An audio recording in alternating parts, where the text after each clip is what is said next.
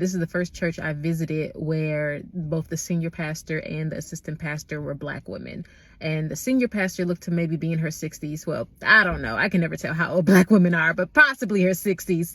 And then the assistant pastor looked to be maybe in her 80s. And again, this was like an older crowd in the congregation as well. So as they were preaching and doing communion, everyone was talking back and it was very participatory. But one thing I noticed is when they did communion, they read all 5 or 6 of the "do this in remembrance of me," the passage where that verse comes from. They read that entire passage. And the younger churches just don't do that. I've been at younger churches on Communion Sunday, and someone will get up on the stage and be like, all right, here's the bread, take and eat. And then everyone eats it.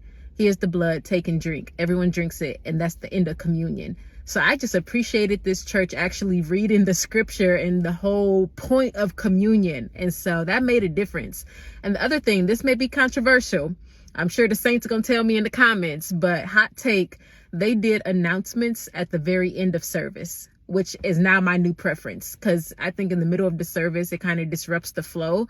But at the end, you can do all the so-and-so's birthday, the youth ministry needs this, oh, we got this coming up, do all that at the end.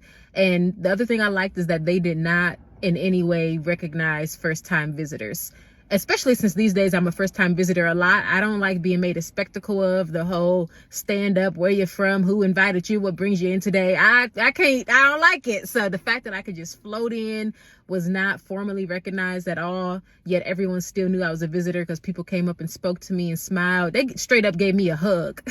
They gave me a hug. And so I just appreciated the way that they went about it.